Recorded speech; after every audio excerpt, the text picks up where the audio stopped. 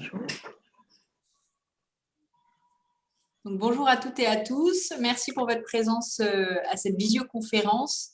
Donc, aujourd'hui, on a la chance de recevoir Anthony et Sophie de chez HandiJob qui vont nous parler donc, de la thématique obligation de l'emploi des travailleurs handicapés et plus spécifiquement des changements depuis le 1er janvier 2020.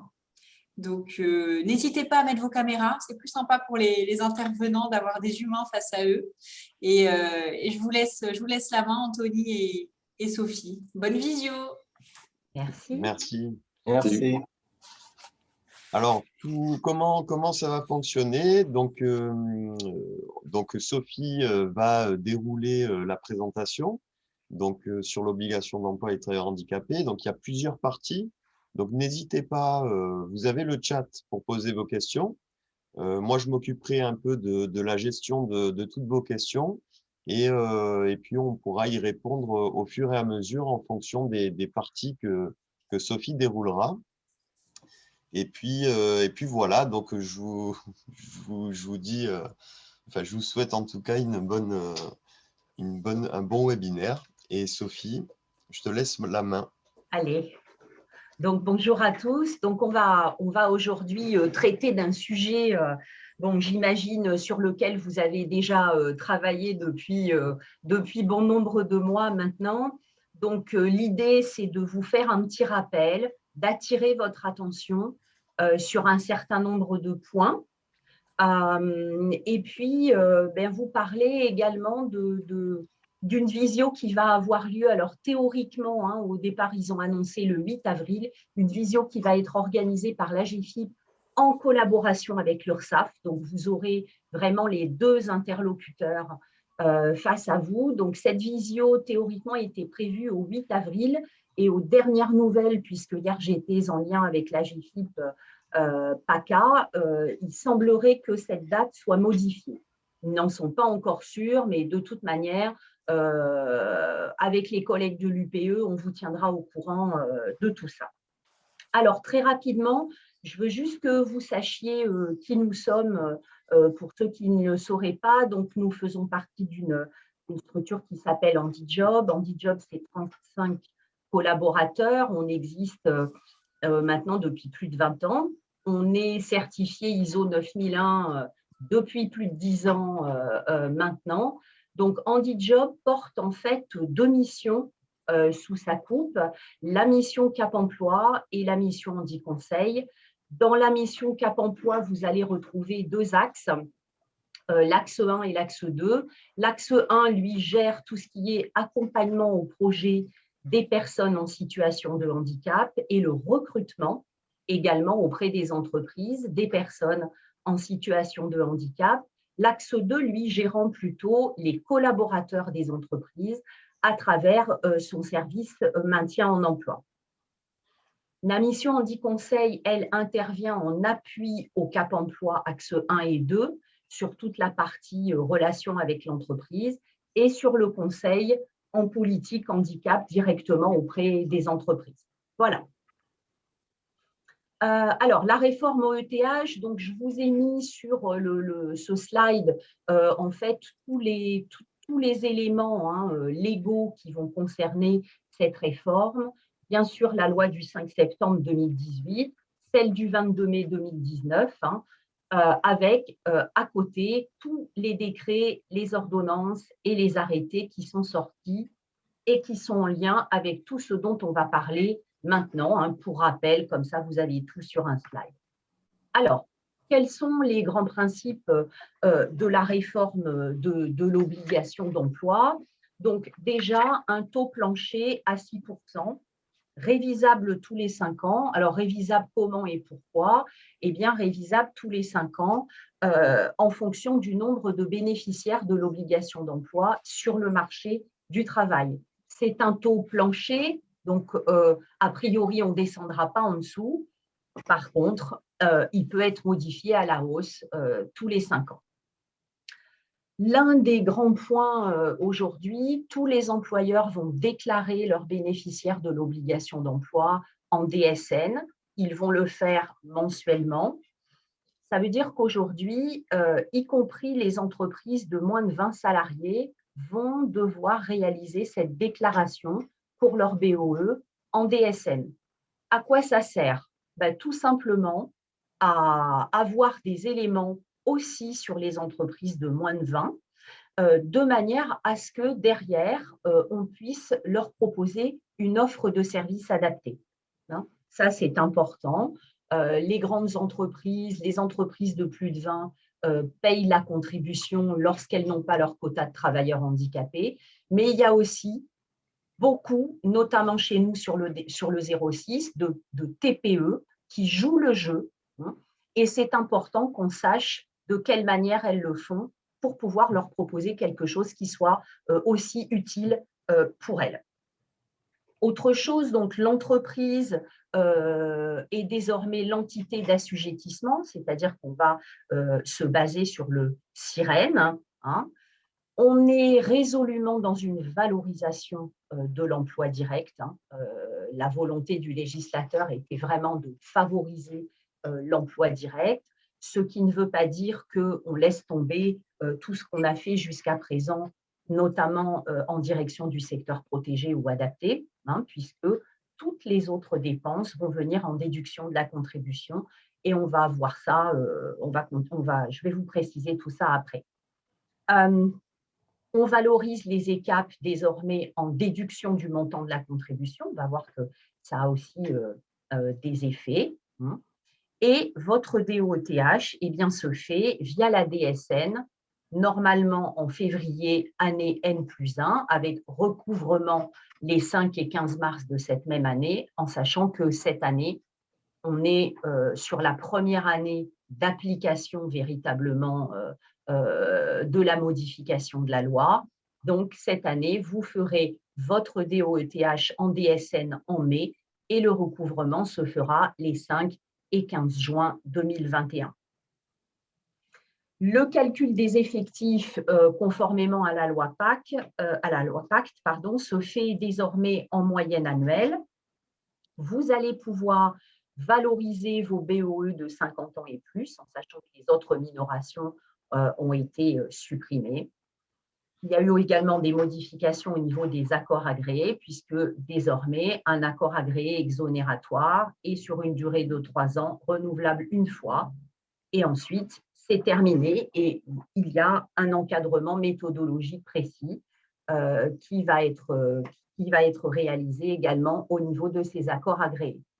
Enfin, un petit clin d'œil au référent handicap, hein, qui est, je vous le rappelle, obligatoire dans les entreprises de plus de 250 salariés depuis le 1er janvier 2019. Alors, n'hésitez pas, si vous avez des questions à poser, hein, allez-y. Anthony et moi, on fera le maximum pour y répondre. Si vous avez des questions qui vous reviennent après, eh bien, basculez sur le chat. Alors, concernant les délais et les seuils, donc effectivement, ils ont été modifiés également du fait de la loi Pacte, puisque, voilà, depuis 2020, toute entreprise qui occupe au moins 20 équivalents temps plein, au moment de sa création ou en raison de l'accroissement de son effectif, a un délai de 5 années civiles consécutives. Consécutif, c'est un mot important, pour se mettre en conformité avec l'obligation d'emploi. Alors, je vous ai fait un petit schéma rapide en dessous pour vous dire, voilà, imaginons, on est une entreprise, on passe à 20 équivalents temps plein et plus. À partir de ce délai, on a 5 ans pour se mettre en conformité avec la loi en lien avec l'intégration de personnes en situation de handicap. Imaginons que à N+3, vous repassiez sous le seuil des 20 équivalents temps plein et qu'à N+4, vous remontiez au niveau de ce seuil, eh bien, à chaque fois, le délai d'exonération repart sur 5 ans. D'accord? C'est-à-dire que dès que vous repassez sous le seuil, il y a une coupure et vous repartez sur 5 ans d'exonération au niveau de la DOETH. Hein. Attention, le passage de l'assujettissement au niveau de l'entreprise pour les entreprises qui était multi-établissement ne permet pas de bénéficier d'un délai d'exonération. Hein, ce délai, il est bien en lien avec la date de création de l'entreprise ou en raison de l'accroissement de son effectif. Tout ce qui va tourner autour des achats, ventes, fusions, idem, pas de délai de seuil hein, par rapport aux années civiles durant lesquelles vous êtes exonéré. Alors, Sophie, donc, oui, on a une petite question oui, sur le référent handicap dans les oui, entreprises de plus de 250 salariés. oui. Est-ce qu'il doit obligatoirement être salarié de l'entreprise? Alors, absolument pas. Le législateur a prévu que vous gérez votre référent handicap comme vous le souhaitez, c'est-à-dire ça peut être un collaborateur de l'entreprise auquel vous allez confier cette mission, hein, mais ça peut être aussi quelqu'un qui est externalisé, puisque, par exemple, nous, au niveau d'HandiJob, eh bien, nous intervenons dans les entreprises pour les aider et je suis moi-même référente handicap d'une entreprise sur le 06, donc en tant qu'externe, et j'interviens en lien avec la directrice des ressources humaines pour piloter la politique handicap au niveau, en tant que référent handicap. Donc, accompagner les collaborateurs, etc. Voilà, ce n'est pas une obligation du tout que le référent soit un collaborateur de l'entreprise. Par contre, il est essentiel qu'ils connaissent bien l'entreprise ou qu'ils apprennent bien à la connaître et qu'ils connaissent bien les postes de l'entreprise et, on va dire, tout le système de fonctionnement interne de l'entreprise. Voilà. Merci, Sophie. Je vous en prie. Alors, depuis le 1er janvier, donc, on vous a fait avec Anthony un petit résumé. Donc, qui est concerné par l'OETH? On vient de le dire, toutes les entreprises qui vont déclarer leurs bénéficiaires de l'obligation en DSN chaque mois. Bien sûr, seules les entreprises de 20 équivalents et plus sont soumises au paiement de la contribution dès lors qu'elles n'atteignent pas leurs 6% de bénéficiaires d'obligation d'emploi, avec une DOETH qui doit être faite en DSN février année N+1 avec un paiement de la contribution au 5 et 15 mars. Alors, comment est-ce que je peux augmenter mon taux de personnes en situation de handicap dans l'entreprise? Bien, effectivement, comme on vous le disait en début de webinaire, le recrutement est effectivement fortement valorisé dans le cadre de la loi. Hein. Vous pouvez recruter des collaborateurs, mais vous pouvez également accueillir des stagiaires hein, qui sont considérés comme étant au même niveau que le recrutement pour une raison très simple, c'est que le législateur fait le pari, et il a raison parce que nous, au niveau du Cap Emploi, on le vérifie chaque jour, qu'accueillir une personne en stage, ça peut permettre de la découvrir, ça peut permettre aussi à la personne de découvrir l'entreprise, de montrer ses compétences, ses appétences par rapport au métier de l'entreprise et à son secteur d'activité, et de fait, déclencher une embauche. Ce sont des choses extrêmement courantes, on peut vous l'affirmer au niveau de notre Cap Emploi 06. On peut effectivement aussi maintenir en emploi, hein, c'est bien d'intégrer de nouveaux collaborateurs, de prendre des stagiaires, mais c'est bien aussi de se préoccuper des collaborateurs pour lesquels survient un souci de santé ou une aggravation de celui-ci. Et notamment, on vous a fait un petit clin d'œil sur la prévention de la désinsertion professionnelle, qui est un élément que le législateur souhaite voir aussi se développer dans les entreprises. C'est quelque chose qui est en train vraiment de se développer sur tout le territoire français et notamment sur le 06 aussi. L'idée étant d'accompagner les collaborateurs en arrêt de travail prolongé. Quelle déduction je peux faire? Effectivement, je vais déduire mes bénéficiaires de l'obligation d'emploi qui ont 50 ans et plus. Vous savez qu'ils comptent pour 1,5 au niveau de l'entreprise. On reverra ça tout à l'heure. Dans mes déductions, je vais avoir également tout ce qui tourne autour de la sous-traitance, hein, donc avec les entreprises adaptées, les ESAT, les TIH, les effectifs ECAP et les dépenses déductibles. On va revenir là-dessus aussi. Tout à l'heure, on va détailler un petit peu tout ça ensemble. La prise en compte des effets de la loi a été également pensée par le législateur sous forme d'écrêtement, puisque pour l'année 2020, les entreprises qui verraient leur contribution augmenter de manière importante vont bénéficier d'un abattement par tranche de hausse. Et pour 2021 à 2024, ce sera un abattement simplifié. On va le voir aussi ensemble tout à l'heure. Qui collecte? L'URSSAF et la MSA. Alors, on a une question qui concerne l'accueil des stagiaires. C'est où qu'on peut, quel organisme peut nous proposer des stagiaires?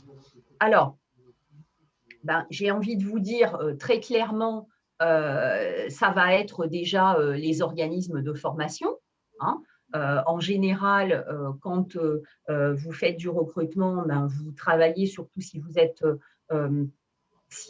êtes ouvert à l'alternance, vous allez travailler avec des organismes de formation. Ces organismes peuvent vous proposer des stagiaires. Au niveau de notre Cap Emploi 06, effectivement, on peut également vous proposer des stagiaires, il n'y a pas de souci. Pôle emploi également est en capacité de vous proposer des stagiaires, puisqu'ils vont développer la fameuse PMSMP, la période de mise en situation en milieu professionnel, qui permet effectivement aux entreprises d'accueillir une personne à la fois pour la tester et en même temps lui faire découvrir l'entreprise et voir si à un moment, entre vous deux, ça peut matcher, le demandeur d'emploi et l'entreprise. Donc, effectivement, vous avez cette possibilité-là. Voilà. Merci, Sophie. Alors, je vous ai remis les modalités de calcul de la contribution. Alors, je n'ai pas été chercher bien loin, j'ai fait des copies d'écran de l'AGEFIP parce qu'ils ont fait ça très bien. Donc, vous avez toujours deux parties. La partie calcul de la contribution brute avant les déductions, puisque, je vous l'ai dit, on est vraiment dans une approche emploi, nombre de bénéficiaires employés. Donc, vous avez cette contribution brute avant déduction. Et ensuite, vous avez la partie déduction de la contribution dans laquelle on va intégrer donc la sous-traitance, tout ce qui est dépenses déductibles, les effectifs des ECAP, qui vont mener à une contribution nette avant les fameux écrêtements. Et puis ensuite, on appliquera, bien sûr, les écrêtements si votre contribution est plus importante que celle de l'année précédente. On y va pour la suite? Allez. Alors, le calcul de l'effectif d'assujettissement, donc là, avec Anthony, on vous a mis un petit résumé des catégories de salariés inclus, catégories de salariés exclus de l'effectif d'assujettissement. Donc, ici, on est bien, comme on vous le disait tout à l'heure, au niveau du sirène. Donc, effectivement, ça peut changer la donne pour les entreprises multi-établissements, et c'est d'ailleurs la raison pour laquelle le législateur a mis en place des mesures transitoires. Alors, aujourd'hui, l'effectif salarié annuel, on est bien sur une moyenne annuelle du nombre de personnes employées au cours de l'année civile et au prorata de leur temps de travail. Alors, faites bien attention à cela. La valorisation d'un salarié, elle va correspondre à la validité de son contrat de travail. Je ne sais pas si vous vous souvenez, mais sous l'ancienne loi, quand vous aviez des collaborateurs qui étaient absents, vous deviez faire des tas de calculs par rapport à ça et ça a influé sur vos calculs d'effectifs. Aujourd'hui, ce qui compte, c'est la valorisation du salarié par rapport à la validité de son contrat de travail, même lorsqu'il est suspendu. D'accord? Donc, dès lors que vous avez un collaborateur qui a un contrat de travail à temps plein, eh bien, même si il est en arrêt de maladie, il va faire partie de votre effectif. Au niveau du point de votre effectif sur un temps plein, pardon. Attention au niveau de ce qui est le temps partiel thérapeutique. Pourquoi? Parce que, en général, lorsqu'une personne est en temps partiel thérapeutique, va être rédigé un avenant au contrat de travail de la personne pour en préciser la nature des mesures envisagées durant le temps partiel thérapeutique, l'aménagement de la situation de travail qui va être prévu. Par exemple, la personne, elle sera présente que le matin pendant son temps partiel thérapeutique. Ça va en préciser aussi, cet avenant, les modalités de rémunération, la durée, et là, pendant ce temps partiel thérapeutique, ça va être la durée du temps partiel thérapeutique qui va faire loi.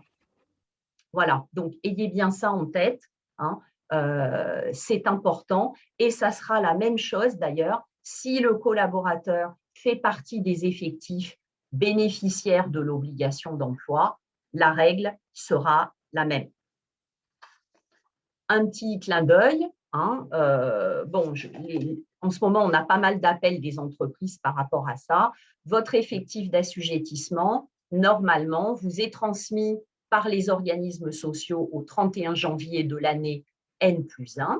Alors là, cette année, exceptionnellement, ça sera le 31 mars, hein, puisqu'on a tout décalé dans le temps.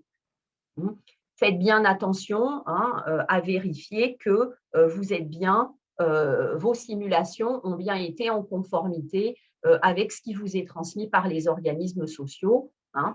Sinon, il ne faut pas hésiter à les appeler pour qu'ils vous expliquent comment ils en sont arrivés à ce calcul-là, hein. Voilà. Alors, pour l'effectif des bénéficiaires de l'obligation d'emploi, même chose, hein, on est toujours sur un calcul en moyenne annuelle. C'est ici effectivement que vous allez appliquer au niveau de vos BOE qui ont 50 ans et plus le coefficient de valorisation de 1,5.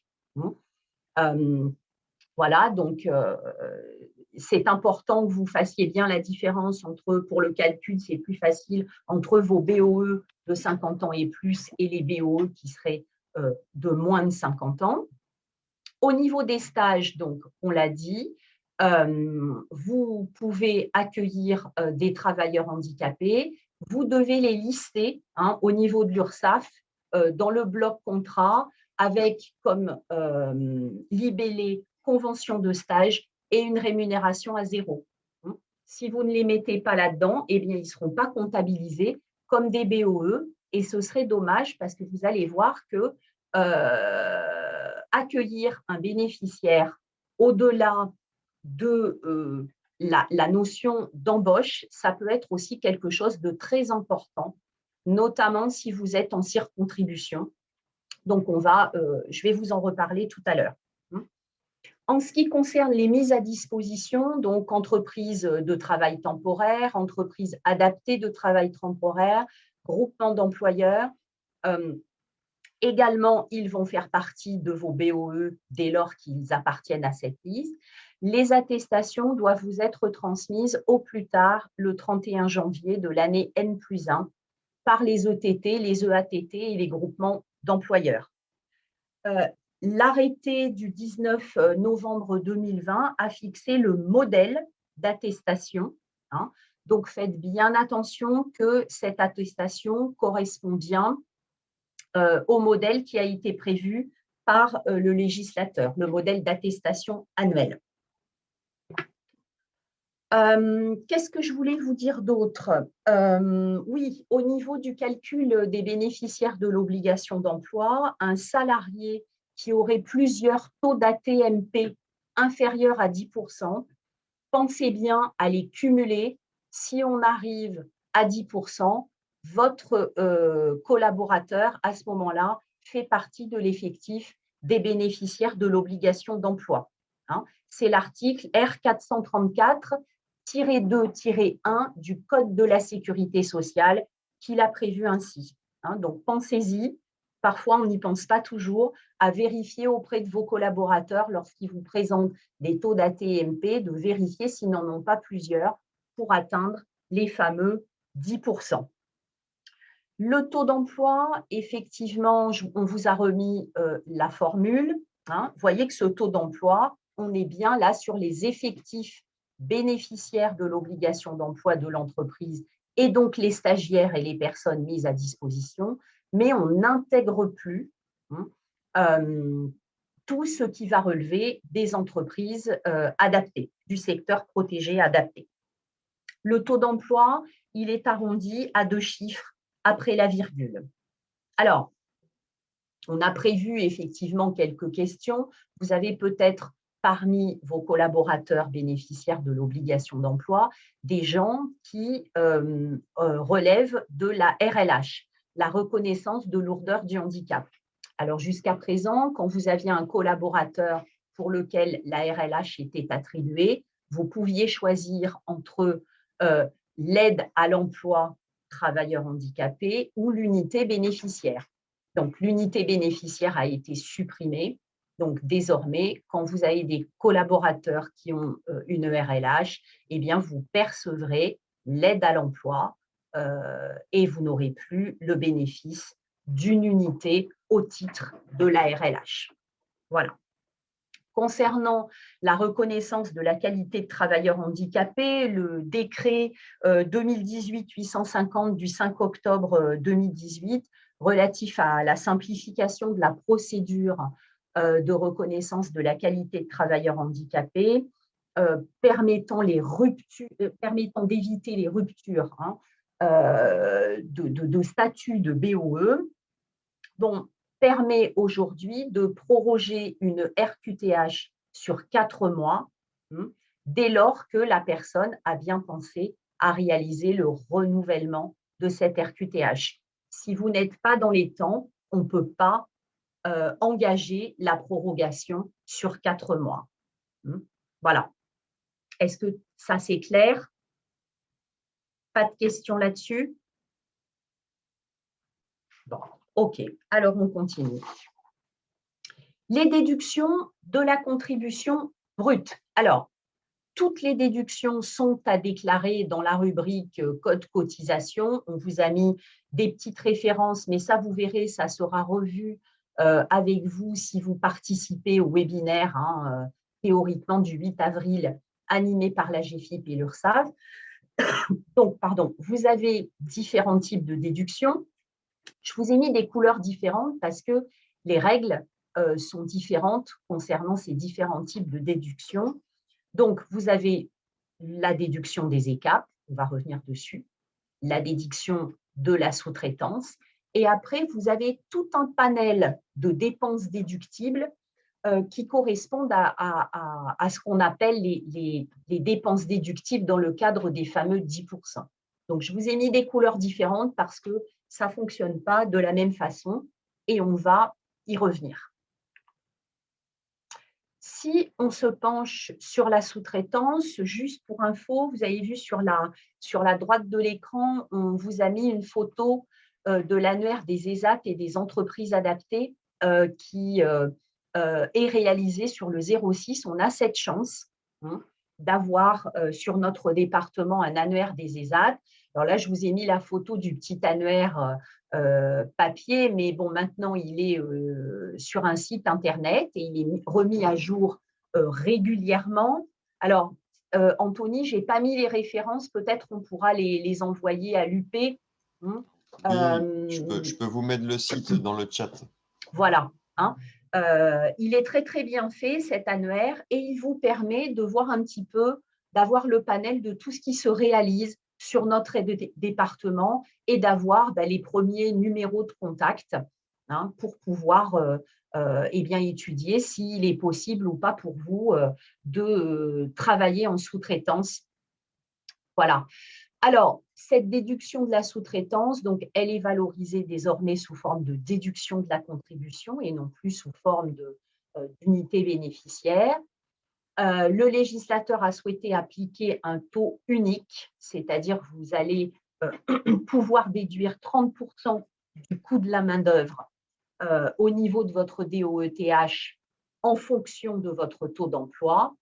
Donc, on est bien sur un lien direct avec l'emploi. Pourquoi? Puisque vous allez voir que eh bien, plus l'entreprise emploie de bénéficiaires de l'obligation d'emploi, plus son plafond de déduction de la sous-traitance est élevé.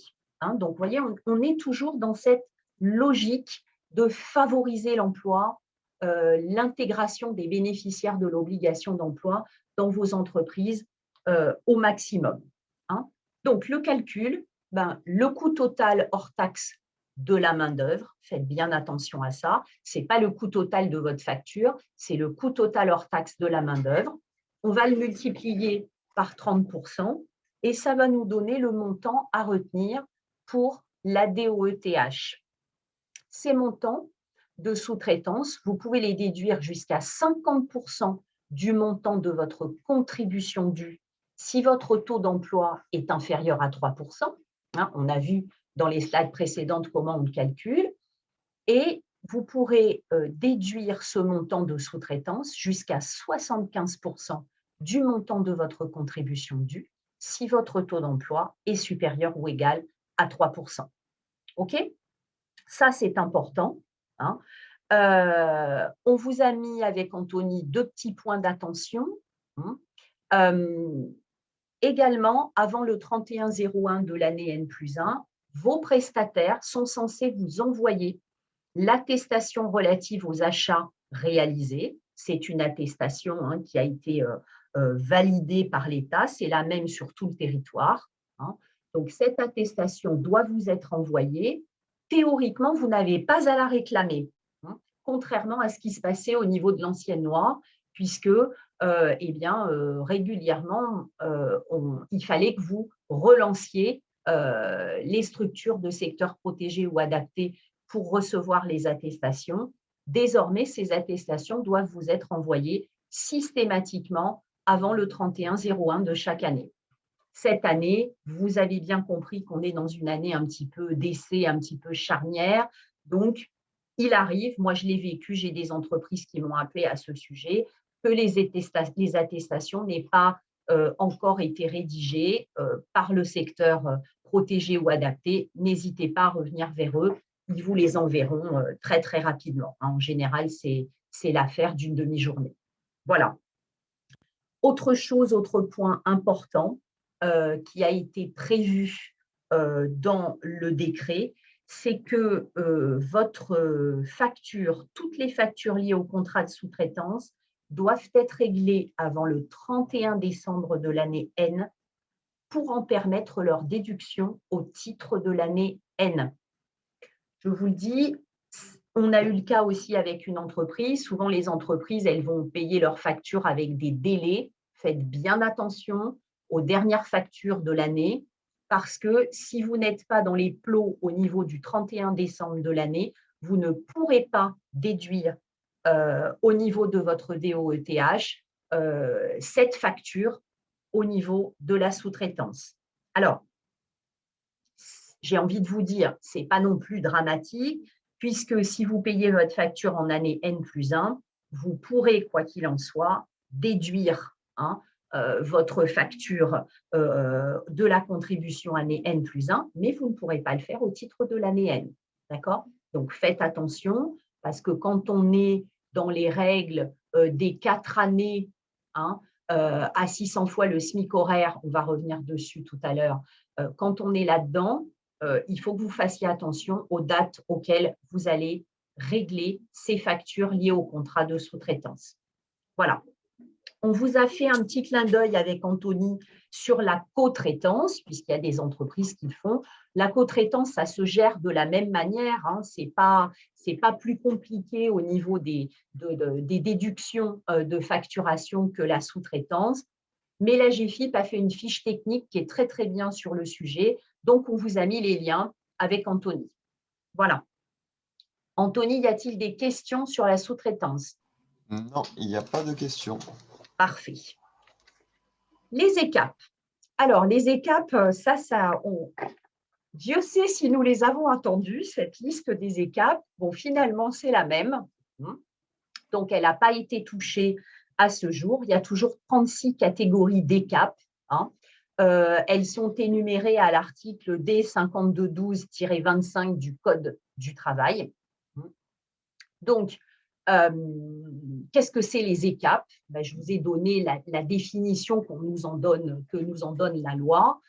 Ça concerne des métiers concernant lesquels l'entreprise est considérée ne pas être en mesure de les proposer à un salarié en situation de handicap. Alors, nous, au niveau du Cap emploi, on pourra vous dire qu'on a des gens qui sont conducteurs poids lourds. Pourtant, ils font partie de la liste des ECAP. On a des personnes qui sont ambulanciers, pourtant ils font partie de la liste des ECAP, mais c'est vrai que globalement, ces métiers sont des métiers souvent réputés durs, pénibles physiquement, donc ils font partie de la liste des ECAP. Même chose, ces ECAP, ils sont calculés en effectif moyen annuel, comme tout ce qui est en lien avec la loi Pacte, et ils vous seront également transmis par les organismes sociaux au 31-01 de l'année N+1, cette année au 31-03. Voilà. Les ECAP donc, sont valorisés en effectif moyen annuel. Ils viennent en déduction du montant de votre contribution brute, on l'a vu pour les calculs, et il y a un barème unique de calcul pour toutes les entreprises, quel que soit leur taux d'ECAP. Donc, effectivement, cette nouvelle loi, elle peut également vous impacter en fonction du taux d'ECAP de votre entreprise. Donc, le calcul, effectif moyen annuel d'ECAP, multiplié par 17, multiplié par le SMIC horaire de l'année de référence. Y a-t-il des questions sur les ECAP? Non. Non, il n'y a pas de questions. OK. Alors, nos fameuses dépenses déductibles au titre des 10%. Alors, la liste a été révisée. On est passé de 13, d'abord à 3, et puis ensuite on est remonté à 6 dépenses, puisqu'il y en a 3 parmi les 6 qui vont pouvoir être déductibles jusqu'au 31-12 de l'année 2014. Donc, je vous ai mis en vert les dépenses qui sont pérennes et en gris, les dépenses que vous allez pouvoir déduire, en tout cas pour l'instant, jusqu'au 31-12-2014.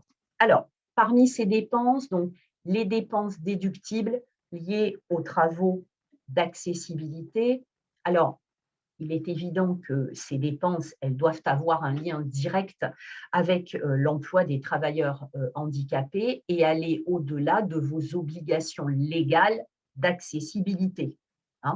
Par exemple, on va considérer que vous aménagez un parking de stationnement ou vous installez un ascenseur à un endroit stratégique par rapport à une personne en situation de handicap que vous auriez dans l'entreprise.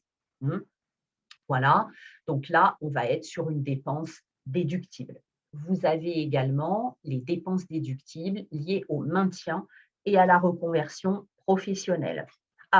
Ce que je ne vous ai pas dit, bon, ce n'est pas grave, tout ce qui est relatif à la prise en charge de rémunération de personnel, d'accord, ou de complément de rémunération n'est pas imputable sur les dépenses déductibles. Voilà. Alors, si on revient au maintien, le maintien, donc par exemple, certaines entreprises, je vous rappelle que vous avez un service maintien dans tous les départements de France. Donc, chez nous, le service maintien dans l'emploi est porté effectivement par HandiJob, le Cap Emploi 06. Ce service maintien, il intervient, alors j'aime pas dire gratuit parce que ce n'est pas vrai, ça a un coût, mais il est transparent pour vous. Le service maintien peut intervenir dans tout type d'entreprise privée dès lors que vous en avez besoin, hein, et ils vont vous accompagner les équipes et accompagner le collaborateur, puisque c'est un travail pluridisciplinaire, accompagner le collaborateur en situation de handicap de manière à favoriser son maintien dans l'emploi. Maintenant, il peut s'agir aussi pour certaines entreprises de faire intervenir un ergonome externe, hein, au Cap Emploi et au service maintien des Alpes-Maritimes. Vous allez pouvoir déduire le coût de cet ergonome. Vous pouvez déduire tout ce qui est reste à charge en cas d'aménagement d'une situation de travail. Vous savez, vous avez des aides de l'AGFIP pour les entreprises qui ne sont pas sous accord. S'il y a un reste à charge, vous allez pouvoir le déduire au titre de ces 10%. C'est tout à fait possible. Voilà, vous allez pouvoir financer, par exemple, une aide à la communication pour les personnes déficientes auditives. Imaginons que vous avez besoin d'une personne, d'un traducteur en langue des signes. Eh bien, vous allez pouvoir déduire ça, en tout cas sur le reste à charge, puisque vous avez aussi des aides par rapport à cela via la GFIP. Voilà, donc tout ce qui est reste à charge, une fois que la GFIP, la sécurité sociale, l'aide extralégale de la sécurité sociale est intervenue, vous allez pouvoir le mettre dans vos dépenses déductibles au titre des 10%. Voilà. Dépenses déductibles liées aux prestations d'accompagnement et de sensibilisation. Alors, bon, je ne vais pas vous faire l'affront de vous redéfinir ce qu'est la sensibilisation au handicap dans l'entreprise. Ce qui va concerner les prestations d'accompagnement, ça peut être, par exemple, financer un job coach dans l'entreprise. Eh bien, ça aussi, ça va rentrer dans le cadre de vos 10%. Hein, voilà. Attention, un petit zoom là-dessus, parce que c'est une question qui m'a été posée récemment par une petite entreprise. Le bilan de compétences n'émarge pas sur les dépenses déductibles au titre des 10%. Hein, il entre dans le dispositif de droit commun, hein, donc il ne peut pas être considéré comme une dépense déductible. Voilà. Dépenses déductibles liées à la participation à des événements. Alors ça, c'est pareil, hein, c'est tout ce qui va concerner votre participation à des salons, des forums pour l'emploi, des job dating. Tout ça, voilà, parfois, on va vous faire payer la participation à ces événements. C'est déductible au titre de vos 10%. Tout ce qui est dépenses déductibles liées au partenariat avec des associations. Alors là, c'est pareil, soyez vigilants. Le partenariat avec une association, ça n'est pas un mécénat. Par exemple, vous allez verser, je ne sais pas moi, une contribution, vous allez participer à une association qui est en situation de favoriser la sensibilisation au handicap ou favoriser l'intégration de personnes en situation de handicap dans l'entreprise, eh bien, vous allez pouvoir le déduire. Je ne sais pas si vous connaissez cette merveilleuse association qui est Abilympique France. C'est une association qui organise, alors on va dire, des Jeux olympiques des métiers au niveau des personnes en situation de handicap. Et bien voilà, vous contribuez à Abilympics, vous allez pouvoir déduire ça au titre de votre partenariat avec les associations. Hein. Voilà, il faut vraiment que là, on soit, comment vous dire, vraiment dans la notion d'insertion sociale et professionnelle des personnes en situation de handicap au niveau de ces associations. Et normalement, ça, vous allez le trouver dans les statuts de l'association avec laquelle vous souhaitez envisager un partenariat. Hein. Ça sera véritablement inscrit dans les statuts de l'association. Enfin, Les dépenses déductibles concourant à la professionnalisation et aux achats auprès du secteur protégé ou adapté. Donc là, on est sur du partenariat avec des structures. Imaginons que, par exemple, vous décidez de payer un abonnement au niveau du GESAT, qui est la structure qui coordonne, on va dire, tout ce qui est établissement spécialisé au niveau des ESAT. Eh bien, il n'y a pas de souci, vous allez pouvoir déduire ce qu'ils vont vous demander annuellement pour pouvoir avoir accès à leurs services de ces dépenses concourant à la professionnalisation.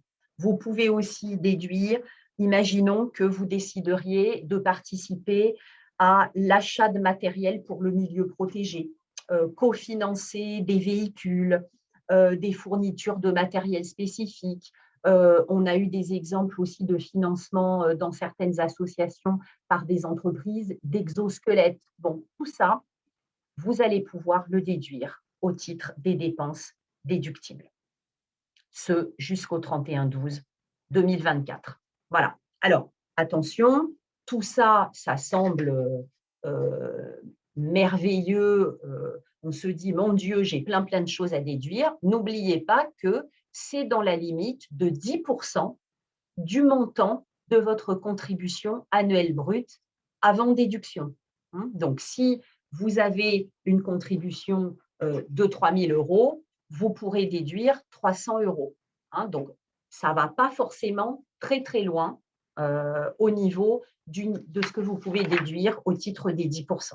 OK, donc faites bien attention à ça, ça reste 10% de la contribution. Voilà.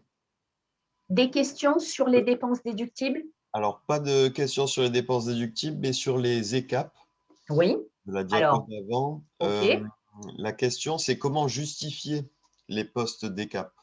Alors, en fait, au niveau de vos postes d'ECAP, vous avez vu en bas, on vous a mis une petite liste des ECAP. Donc, les ECAP, ils sont identifiés par les codes PC, PCS dans l'entreprise. Donc, ça correspond à la liste des ECAP. Donc, dès lors que votre métier y correspond à cette liste, on est dans la déduction des ECAP.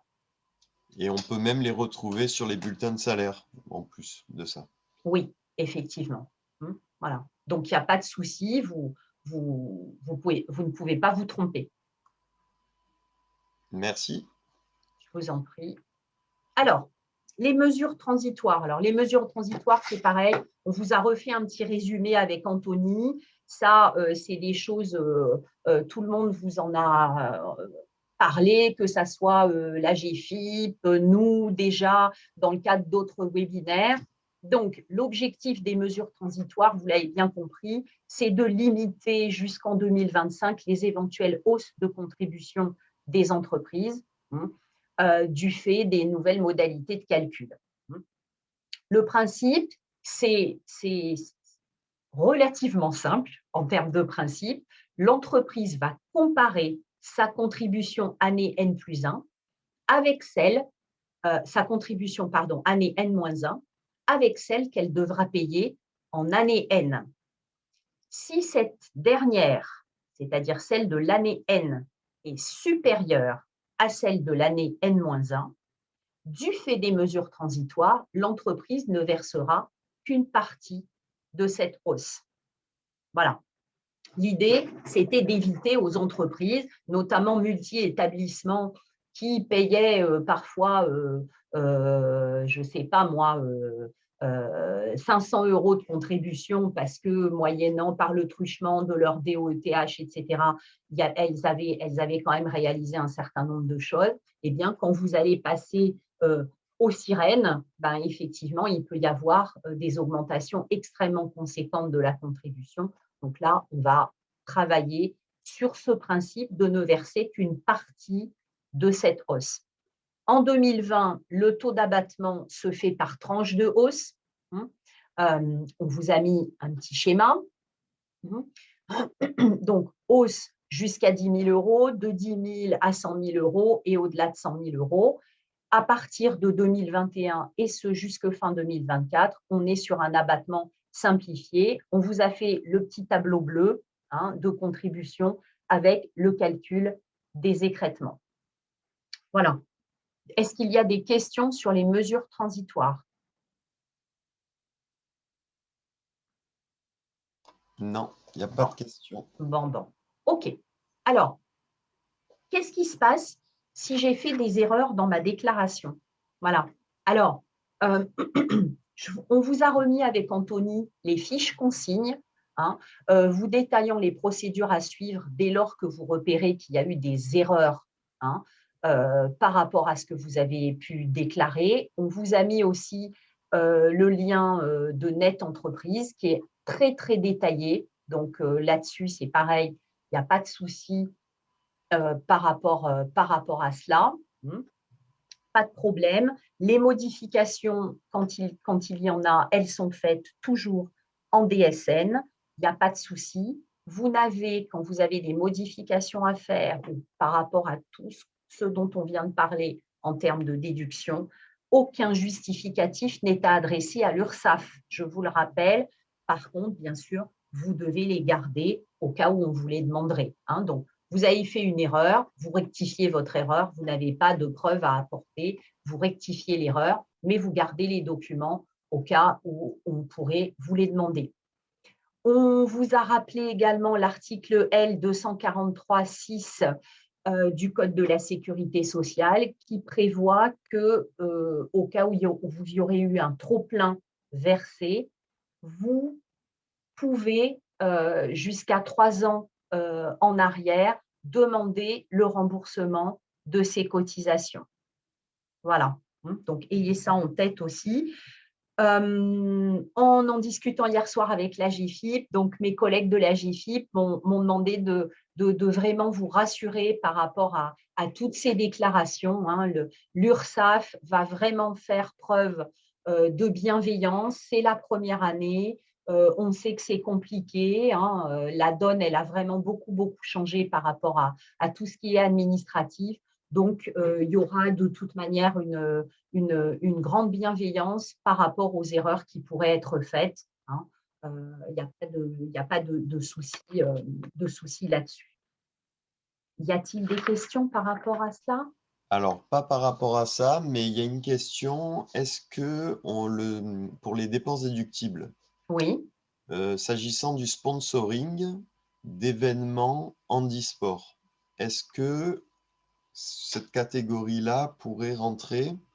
Alors, au titre des dépenses déductibles des 10%, le sponsoring handisport, oui, moi je dirais oui, pour une raison simple, c'est que ce sponsoring, vous allez le faire par rapport à la sensibilisation dans l'entreprise, de manière à sensibiliser les collaborateurs au handicap. Donc, pour moi, c'est une dépense déductible en lien avec la sensibilisation. Mais ce qui est important, c'est qu'il y ait toujours le lien avec la sensibilisation auprès de ses collaborateurs. Voilà. Donc, vous voyez, quand on vous parle de statut de l'association, effectivement, il faut que ça soit toujours en lien avec le fait de favoriser l'emploi, favoriser l'intégration, favoriser également le maintien. Voilà. Merci. Donc, il nous reste 5 minutes. OK.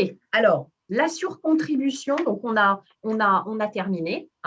Au niveau de la surcontribution, donc je vous rappelle que paye une surcontribution, c'est-à-dire 1500 fois le SMIC horaire par unité bénéficiaire banquante. On vous a fait un petit clin d'œil en vous joignant le coût d'une unité bénéficiaire manquante en cas de surcontribution sur l'année 2020. On serait à 15 375 euros. Donc, dès lors qu'un employeur n'a employé aucun travailleur handicapé, n'a conclu aucun contrat de fourniture ou de sous-traitance, d'accord, tel que prévu par la loi, on va le voir rapidement, À partir de ce moment-là, et n'a conclu aucun accord agréé, d'accord, l'entreprise est susceptible d'être soumise à la surcontribution. Alors, quelle solution on a pour éviter cette surcontribution? Ben, vous l'avez vu, on en a parlé tout à l'heure, c'est l'emploi sous toutes ses formes, y compris l'accueil de stagiaires, y compris sur des durées courtes, on va y revenir, ou bien vous avez aussi la sous-traitance. Je vous rappelle que la sous-traitance, c'est encadré, c'est-à-dire qu'au niveau de la sous-traitance, vous devez avoir dépensé un montant supérieur sur 4 ans à 600 fois le SMIC brut de l'année de référence. Voilà, donc il faut que vous fassiez très attention à ça. Maintenant, aujourd'hui, sachez-le, alors si vous accueillez un stagiaire, d'accord, quelques jours dans l'entreprise, ça suffit pour faire sauter la surcontribution. Je viens de voir également dans les documents la foire aux questions de l'AGEFIP. Ça a été confirmé au niveau de l'URSSAF. Une personne que vous accueilleriez une journée dans l'entreprise, dans le cadre, par exemple, du DUOD, suffit à vous ôter la surcontribution. D'accord? Voilà. Pourquoi? Parce que si vous comptabilisez un stagiaire BO sur une journée, l'entreprise qui accueille ce stagiaire va voir bien sûr son effectif moyen annuel de BOTH à 0. Ça, c'est sûr. Vous serez quand même à 0 et vous paierez quand même une contribution. Vous ne pourrez pas réduire le montant de votre contribution annuelle. Par contre, concernant l'application du coefficient de 1500 fois le SMIC horaire par unité manquante, en cas de contrôle, sachez que l'agent URSSAF dispose de la donnée de la journée du stagiaire handicapé chez vous avec 6 décimales. Et ces 6 décimales permettent d'attester de votre action positive en évitant le coefficient de 1500 fois le SMIC horaire. Voilà. Donc, vous voyez, aujourd'hui, éviter la surcontribution, c'est relativement facile. Par contre, vous paierez une contribution quand même si vous êtes à 0. Donc, je me dis, quitte à faire un DUOD ou quitte à accueillir quelqu'un en PMSMP, eh bien, autant que ce soit dans un objectif de faire connaissance et de développer les compétences des personnes en situation de handicap. Ça vous évitera la surcontribution et ça vous permettra peut-être d'intégrer une belle compétence dans votre entreprise. Voilà. Alors, les documents, les sites de référence, on vous les a remis avec Anthony. J'attire votre attention sur la Bible aujourd'hui de l'OETH, qui est le guide URSSAF de l'OETH. Il vient d'en sortir un nouveau, c'est celui de février 2021, où là, vous avez vraiment toutes les réponses à vos questions. Il est très, très bien fait. On vous a mis également le site Net Entreprise, le simulateur AGEFIP. Je vous rappelle que le simulateur AGEFIP a été est considéré au niveau légal comme le simulateur officiel par rapport à la DOETH. Maintenant, attention, ça reste un simulateur. Ils vont vous demander quel est votre effectif moyen annuel, etc. Ça, c'est vous qui allez le rentrer. Si vous faites une erreur, le simulateur AGEFIP, il ne vous donnera pas forcément exactement le niveau de contribution que vous allez payer au réel. D'accord? Mais vraiment, il est très, très proche de la réalité. Si vous rentrez bien toutes vos données avec une grande précision, vous aurez l'équivalent de la simulation, vous aurez l'équivalent de la contribution que vous allez payer sur l'année 2020. Voilà, j'en ai fini. Je vous ai remis la conférence dans le cadre du réseau des référents handicap qui va être organisé par l'AGEFIP. Donc, je vous rappelle, le 8 avril, théoriquement, on devrait avoir confirmation de la date sous peu. Vous pouvez vous y inscrire avec le mail qu'on vous a mis, entreprise.paca@ info@agefi.asso.fr ou nous contacter. Il n'y a pas de souci. Nous, on vous renverra toutes les données dont vous pouvez avoir besoin concernant et ce webinaire et ce qui concerne la DOETH. Voilà, je vous remercie de votre attention. C'est vrai que c'est un webinaire dense, donc merci à tous de votre écoute et de votre attention. Merci Sophie, merci pour le respect du timing à la perfection. Moi, je vous invite vraiment à récupérer les coordonnées, nos coordonnées. Je sais qu'il y a, voilà, il y a quelques petites questions peut-être en suspens, mais de toute façon, il nous faudrait peut-être des précisions pour ces questions-là. Donc, je vous invite vraiment à prendre nos coordonnées. On vous répondra dans un deuxième temps très volontiers. Voilà, on est à votre disposition. Merci beaucoup à vous deux, Sophie et Anthony, pour cette présentation, pour cette visio. Merci à tous les participants. Donc, n'hésitez pas à récupérer les coordonnées. Voilà, si jamais vous avez des questions, si jamais vous perdez les coordonnées, vous pouvez envoyer un email à Solène ou à moi, il n'y a pas de souci.